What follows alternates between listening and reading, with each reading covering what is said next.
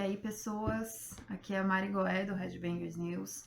Nesse vídeo de hoje eu falei com o Brett Campbell, que ele é vocalista e guitarrista de uma banda de doom metal dos Estados Unidos chamada Pallbearer, uma banda muito legal que está ali despontando no cenário mais denso do metal. Eles estão lançando no dia 17 de maio pela Nuclear Blast um novo álbum deles que se chama Mind Burns Alive, que está muito legal também.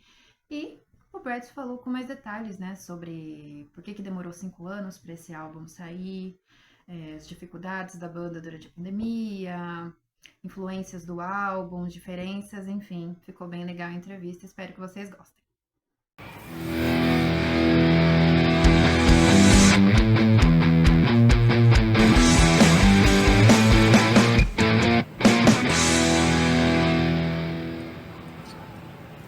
So first, thank you for your time. It's a pleasure to talk to you.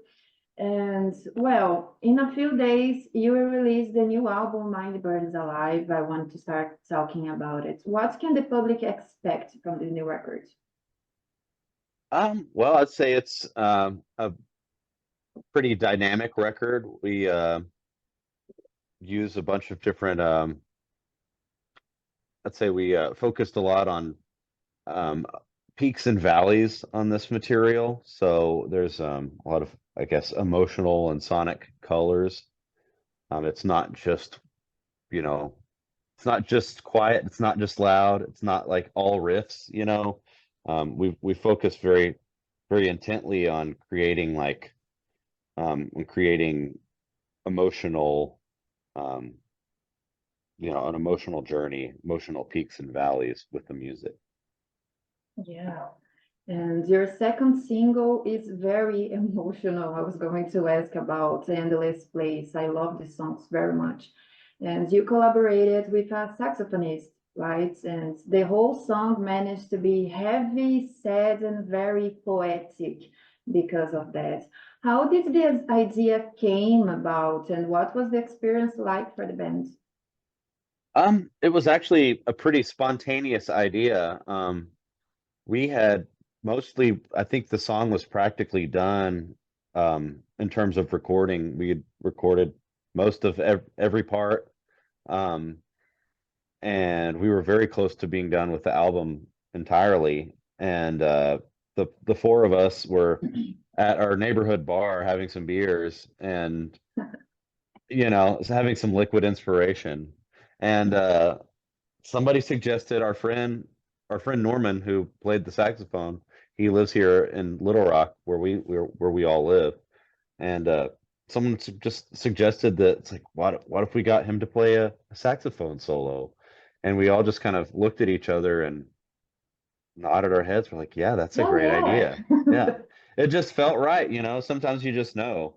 There wasn't a whole lot of you know discourse around it. We just immediately felt like it was a good idea, and so he came into the studio a few days later, and I think he did like 3 or 4 takes, and they were all cool, but we just picked one of them, and yeah, it was very, very natural, I guess. It just felt like Ah, the right thing to do. oh, cool. And I know that this new album follows a heavy concept about human existence, and I believe it's also talking about mental illness, for example. How did you arrive at this concept? Like, it was natural, it came naturally, or did you guys already wanted to address this kind of topic? Well, I it did kind of arise naturally. Joe and I were writing songs separately from one another, and when we brought them together and showed each other our songs, we realized that there was kind of this running theme of like mental illness. Um, and I mean, I guess that just comes from that being a recurring like subject in our lives. I've been very close to several people who've had pretty intense mental illness, Yeah. uh and I've struggled with depression myself quite a bit, and so it's always been around, in our lives. So it's an easy subject to talk about because the it can people who struggle with that, those when you love someone or you're close to someone who has mental illness, it ends up having a pretty strong impact on your Yeah. life. And so it it becomes kind of healing in a way, or cleansing, to address those subjects in music. And I think it helps, at least speaking for myself, it helps me gain some clarity and sometimes emotional closure um, for some of these events that have happened, I guess, without being too Yeah. specific. No, and I read that this album should have been recorded in 2020, but I imagine because of the pandemic and other things, you had to change your plans, as everyone. Do you think that taking these 5 years to be finished contributed to the album become as dense as it is? Like, did the whole shutdown impact the album's final result? It did. Positively, I would say, although it didn't seem that way at the time. At the time, it felt like the recording was cursed, and we would never get to finish it. I just because we were going to do it and record in 2020, and then we were going to record in 2022, and we all got COVID during the recording, the studio time. And then, so by that point, I was just like, there's no way we're gonna ever get this done. And but then that, I guess it ended up being a blessing in disguise, because it gave us the time to really perfect the songs in a way that we would not have been able to. And it also gave us the time to learn more about the recording side of, like, the engineering side of recording, because we've always had like a concepts when it came to the studio and how we want to record, like, I guess, a production side, but we didn't know as much as we could on the engineering side when it comes to actually capturing the sounds. And in the years between 2019, when these songs first began, and then 2023 when we actually recorded them, um, that gave us we had all this time to learn Yeah. um, about the recording side, and so that helped us really, like, capture the songs in a way that we had never been able to before. It wasn't the right time to happen, I think.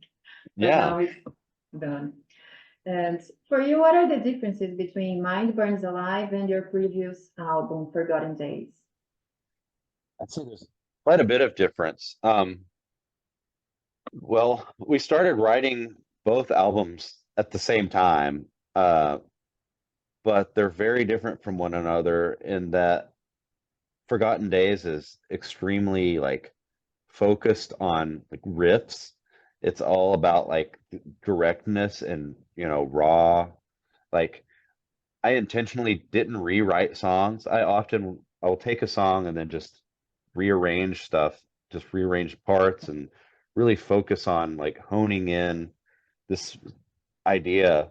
And I've always written that way. But with Forgotten Days, I intentionally tried to keep things as close to the initial seed of an idea as I could, and just make it this kind of direct, raw type of experience.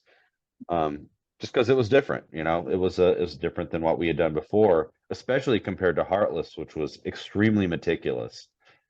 We spent who knows how long, countless hours, um, perfecting and going over those songs with, like, a fine-tooth comb.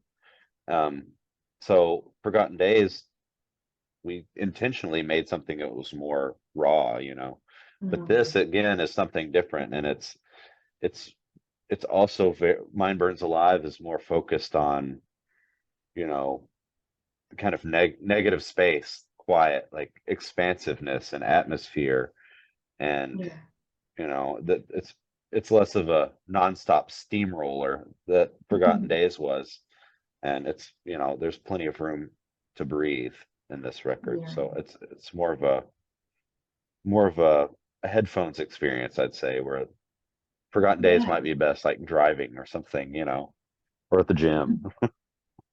Yeah, these songs are very complex. They have a lot of layers, a lot of things in the background. It's very cool.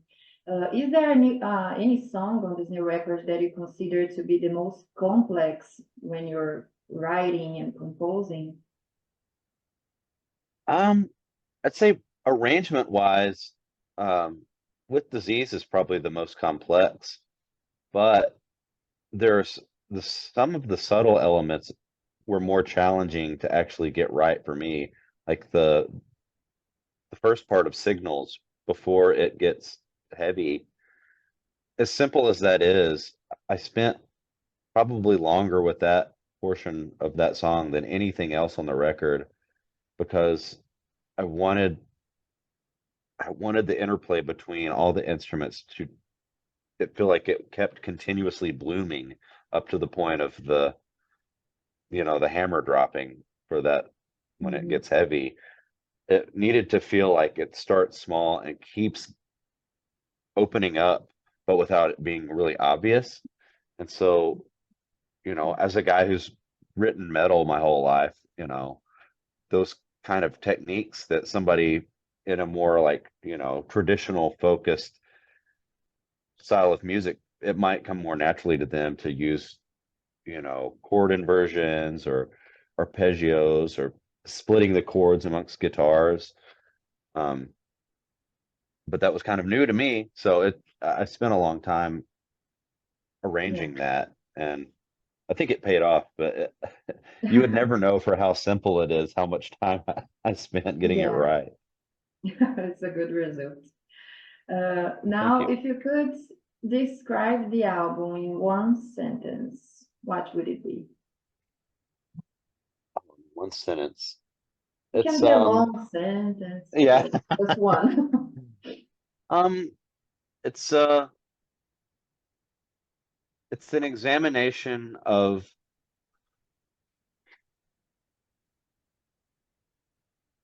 what can happen when your thoughts go awry. Um yeah, Yeah, I'd say that's pretty accurate. At least from a lyrical standpoint. yeah, Musically it's like I don't know. It's a nighttime album, nighttime metal. yeah. So, Good yeah, shot. yeah. Now we're almost finishing the interview. What are the band's plans for 2024? We're doing we're touring North America from basically June on and off through August. Um, and then we're doing Europe in October and November. And then next year we're still laying plans, but yeah, we're pretty full for the rest of the year. Um, that's cool. Now to finish the interview, thank you for your time. Could you send a message to the Brazilian public? Yeah.